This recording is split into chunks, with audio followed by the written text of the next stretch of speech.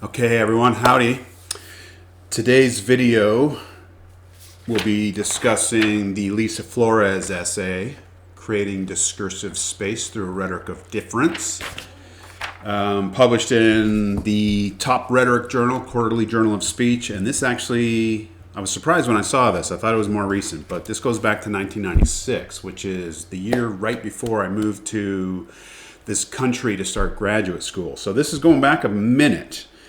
But it's good. It's a good essay for thinking about some important themes and terms and issues and so on, to kind of wrap up this fourth module on rhetoric and rhetoric as social power, right? So the first week we looked at ideology, which is a decent way of thinking about how power kind of comes at us and into us, into our very subjectivities, our worldviews, and sort of shapes how we perceive things and what we consider true and right and all that. And then in the second week, we looked at kind of feminist critique of the kind of traditional project of rhetoric as persuasion, invitational rhetoric. And then this week we're looking at, I put the keywords in the number one on the notes here. We're talking about things like space, place and space, like physical, material space, where one finds oneself. Home and identity. What does it mean to call a place a home or to have a home and have one's identity attached to that place? But also in a border kind of context, you are struggling with different kinds of homes, different kinds of identities. Culture factors in hugely in terms of language, in terms of practices, traditions, food, maybe religion, right? Class, power, having more, having less. This business of difference, which, is really kind of what border is really about, right? It's like, it's like this over here, but it's like this over here, and it's different. So we're thinking about how it is that borders sort of reinforce difference, and how one negotiates difference in relation to borders. And then, of course, how language and power are woven through all this kind of stuff.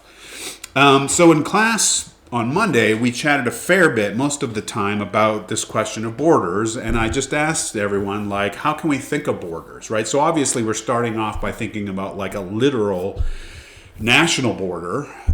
She's talking about the southern border with Mexico.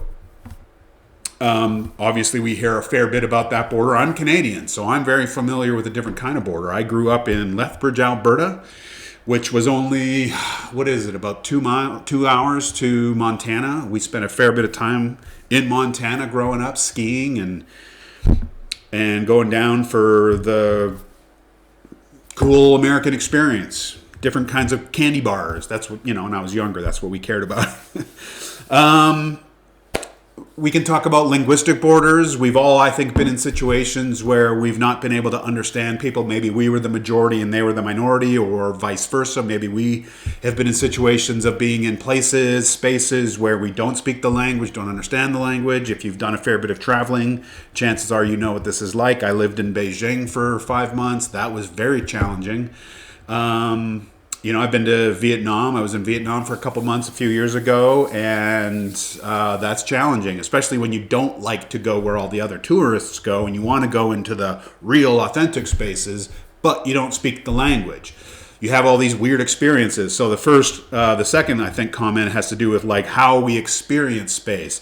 And she's interested in how women, and specifically feminists, and specifically Chicana feminists, experience space on the border, and how they can construct a sense of place, a sense of being home, groundedness, right? We all need some sense of belonging, some sense of this is me, this is where I go. But how do you do that when you are a feminist Chicana woman in a foreign land? But even if you're in your own land, you are sort of at odds with dominant male culture, right? So there's all these different ways in which you find yourself on the other side of a border or navigating these differences, right? And so what we were trying to do this week and Monday is just sort of think about borders sort of in general. And I asked the students to think about, here we are in Las Vegas. How many different kinds of borders can you think about in terms of your lives as students or people living in Las Vegas?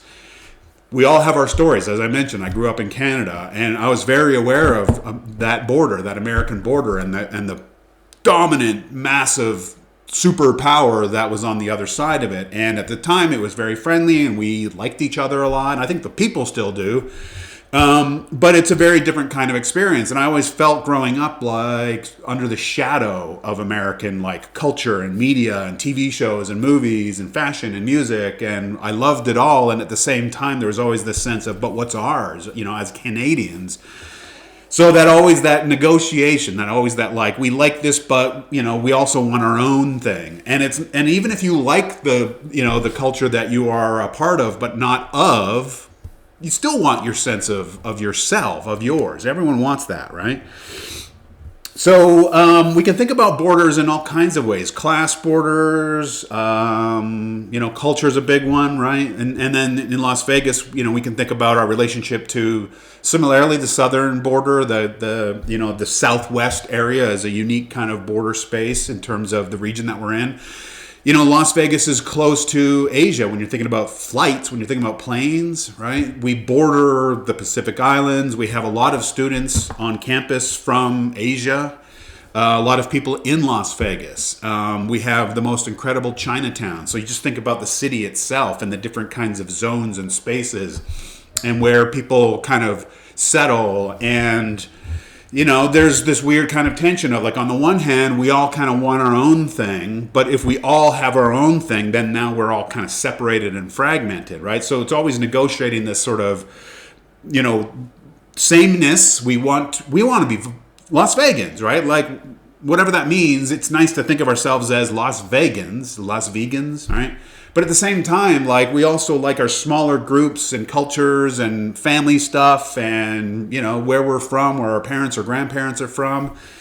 San Gennaro Festival, I think, is coming up or just happened, right? There's all these Greek festivals, Ukrainian festivals. Like, we like practicing the way our parents and grandparents practice. And so maybe we want to have those little spaces, enclaves, and so on, right? But that enclave or neighborhood, these are kind of good words. These are kind of happy words. But then you can use the word ghetto, which describes a kind of depressed enclave, a space of maybe being ignored and forgotten and like actively, policed and so on. So there's, I'm fascinated by all this stuff. I wrote my dissertation on kind of spatial stuff and material building through space and how that can be thought of as a form of like material rhetoric or influence and creating the structures that people have to kind of navigate through their lives, right? So that's the kind of stuff we're talking about here, and it's pretty robust, consequential stuff. But, we were thinking in the first week of this module about how power comes at us, right, through ideology, through language, and so on. In this piece, Flores is talking about how we can kind of wield our own power or exercise a form of like resistance or a form of creative space making of our own, which is agential in the sense that, we are doing something, we are creating something, we are building something. We talked a fair bit about this kind of stuff with the public agitation module, where we were talking a lot about publics and public spheres and how they are these active things that do things, right, that accomplish things. She's kind of talking about that similar kind of energy, but she's less interested in publics and she's more interested in what you might call here like a counter-public, smaller, more aware of its own kind of marginal status and trying to kind of push against the dominant culture and the codes and so on to create a little bit of space, a little bit of a sense of home and self, right? So that's already a decent amount. The whole thing kind of boils down to a discussion about the kind of border experience and how it can be difficult, and in multiple ways. And I noted this in the very end of the notes here, how, again, this is going back to 96. We weren't really talking about intersectionality in 96, but she was clearly aware of intersectional dynamics here because, she's talking about a Chicana feminist identity here, which is not the same as white feminist identity. And the thing that really kind of hit me, because I've taught Virginia Woolf's A Room of One's Own. I love that essay, and I love what she's doing there. But on page 148 in that second paragraph in the middle there, it says, however, to Sonia, privacy will come when she has a toilet of her own. So Virginia Woolf, I think she was English, feminist, going back to like the 1920s, and she wrote this brilliant essay, A Room of One's Own, where she tries to imagine Shakespeare's sister,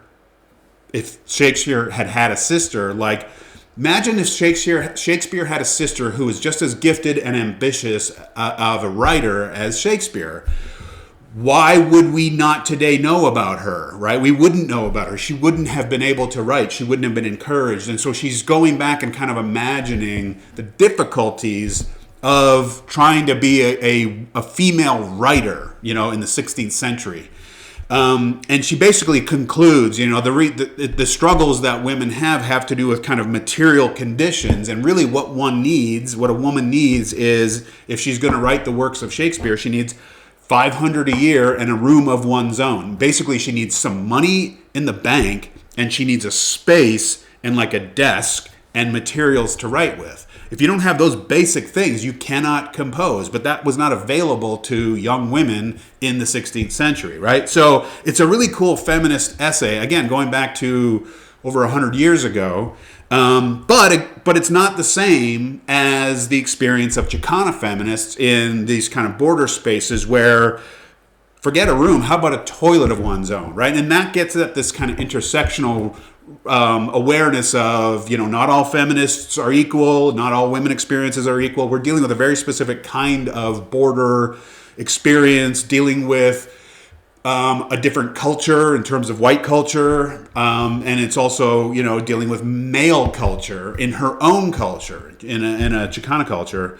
So you're navigating all kinds of power, dominance, codes, and so on, right? So that's the first big chunk of it, is talking about sort of life on the border and the way that it imposes these challenges for certain people. Now, not everyone, but people who might not be complicated by this particular border might find themselves complicated by a different border, a different space, right? So we were trying to think on Monday about the ways that we might sort of talk more broadly, more generally about borders, this business of difference, this business about identity and the tensions that we have to navigate. And I think everyone has some sort of experience of like navigating different kinds of identities and homes and spaces. And maybe one set of parents came from one country and another set of parents came from a different country. And so you're kind of mixed in that way. And so you yourself are sort of living out this border existence. There's all different kinds of ways that we can imagine borders, difference, navigating, and so on, right? And so that gets us into the how do we sort of deal with this? What do we do about this? And that gets us into 7, 8, especially number 8 there. But, she says on 7, a rhetoric of difference includes repudiating mainstream discourse. So repudiating the dominant language, discourse, norms, codes, assumptions that you're sort of surrounded by, repudiating that.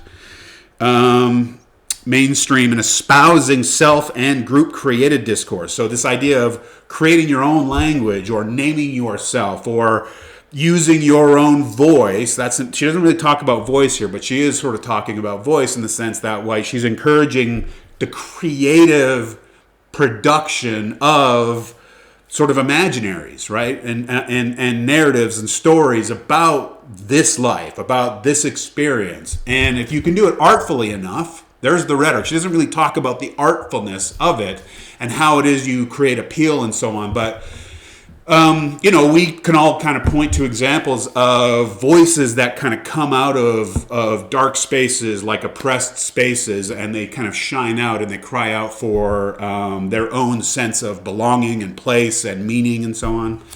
So that's what she's talking about. Now the question then becomes how do you do this, right? And so this gets to number 8. There's basically 3 phases of creating discursive space.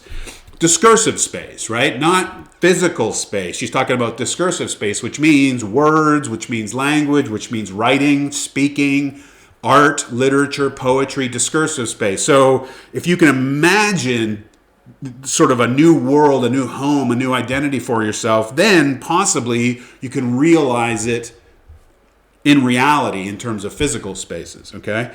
So number one here on number 8, first reject the definitions imposed on them by others. So how do you create discursive space? First, you have to say, I am not necessarily the thing that I am told I am, right?